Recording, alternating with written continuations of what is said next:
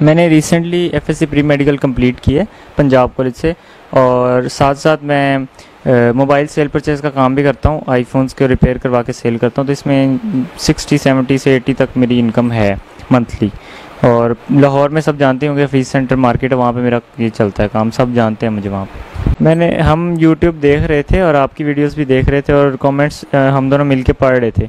लोगों को असल में जो रियल इन्फॉर्मेशन है वो पता नहीं होती, लोग उनको मिसगाइड करते हैं, तो जिसकी वजह से वो ऐसे कमेंट्स और ऐसी राय देते हैं अपनी। हमने सबकी वीडियोस देखी हैं और साथ साथ उनको मॉनिटर भी किया है, और हम दोनों तो हंसते थे कि ऐसे कमेंट्स, ऐसा कुछ तो है ही नहीं, तो लोगों के देखते थे हम। नहीं, असल में ऐसा कोई इशू नहीं है। मेरा ये था कि मैं ज़्यादा वैसे बोलता नहीं हूँ, पर जो है ना, मुझे कोर्ट में भी जब बोलने का मौका मिला मैं बोला हूँ। और जब मीडिया पे असल में आने का हमारा शुरू से ये था कि शुरू में हमें वकील ने बोला कि ऐसे मीडिया पे नहीं आना, आपने कोई गलत स्टेटमेंट ना दे दें आप, इस वजह से। और अब इंशाल्लाह मौका मिला तो अब इंशाल्लाह आगे बोलते रहेंगे। दरअसल ऐसा था कि स्टार्टिंग में हम पबजी में मिले थे रैंडमली, तो उसके बाद फिर बातचीत होती रही, तो 1-2 मंथ बाद इसके घर वालों ने शायद पबजी इसकी बंद कर दी थी।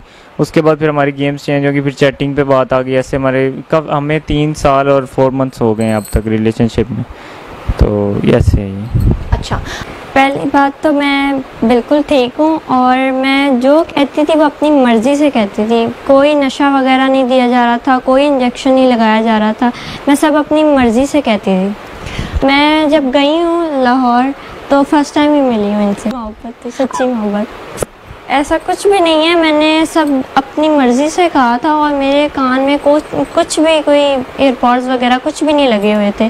दुपट्टा मैंने इसलिए किया था क्योंकि मुझे पसंद है, अब मुझे करना पसंद है, तो मैंने अपनी मर्ज़ी से दुपट्टा निकाब वगैरह किया हुआ था।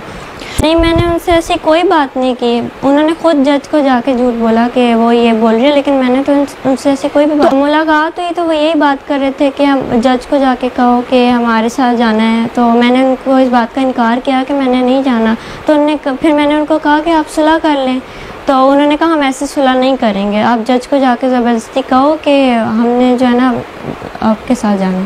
तो फिर मैंने इनकार कर दिया, तो फिर मैं वहाँ से चली गई थी, पर इन्होंने फिर जज को जाके झूठ बोला खुद ही। मैं उनको ये कहना चाहूँगी कि पहली बात तो कोई मुझे नशा नहीं दे रहा था, और ना कोई इंजेक्शन लगाया था, ना ही कोई मुझे ब्लैकमेल कर रहा था।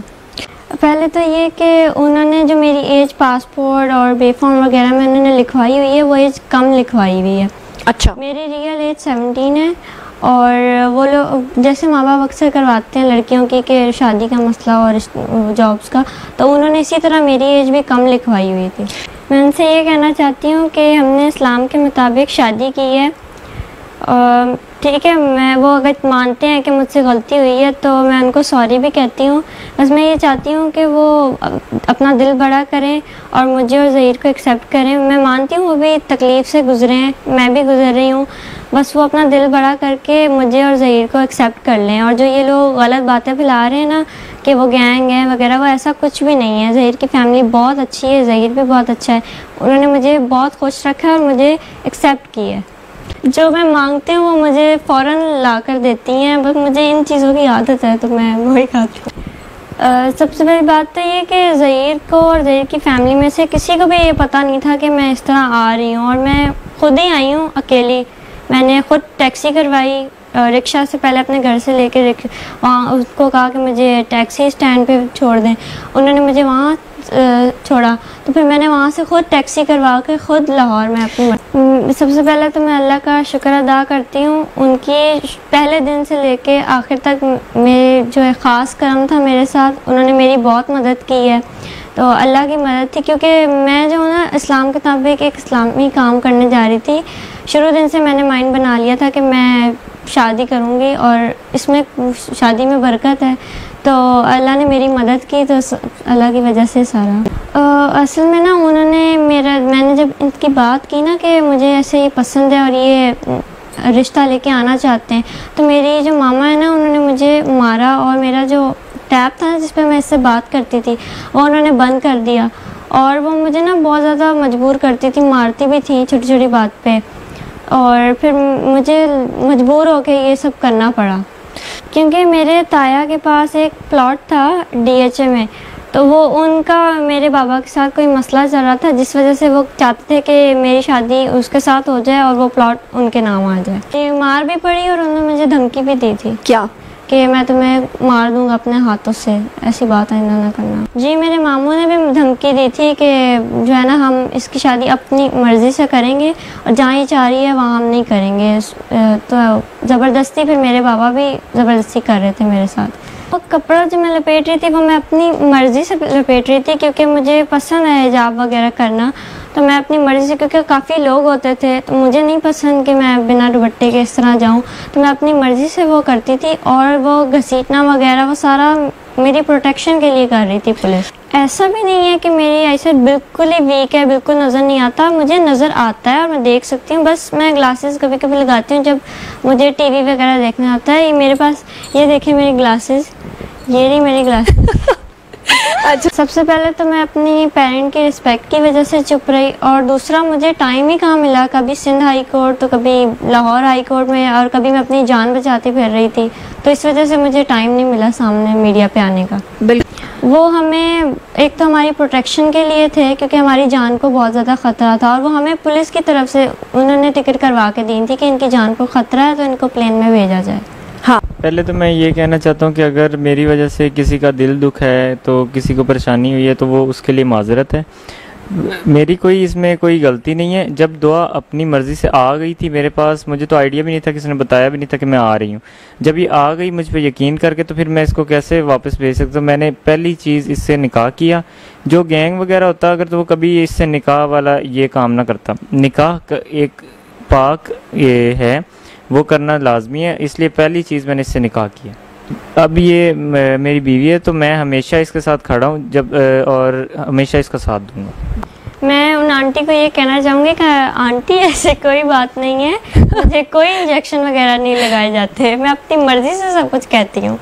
मुझे सबसे ज़्यादा ज़ही की सिंसेरिटी पसंद आई, क्योंकि वो अगर दूसरे लड़कों की तरह होता तो वो कहता कि तुम वापस चली जाओ, तो जबकि मैं वहाँ से आ गई, जिसका इसको नहीं पता था, इसने बिना टाइम वेस्ट किए, बिना दिन ज़ाया किए इसने मेरे साथ निकाह किया, और तब से लेके आज तक मेरे साथ खड़ा है और मुझे खुश भी रखा है। और उस हनीमून पे हाँ, जहाँ से ही लेके जाएगा। बस अब पाकिस्तान तो देख लिया, अब कोई जगह बची तो है नहीं।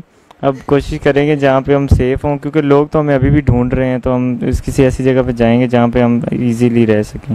मैं जब पंजाब यूनिवर्सिटी आई तो वहाँ स्टूडेंट्स बैठी हुई थी, मैंने उनसे रिक्वेस्ट की कि मुझे कॉल करनी है, मुझे सिर्फ इसका नंबर याद था, तो मैंने वो डायल किया, मैंने इससे बात की, तो ये हैरान हो गया कि ये आई है।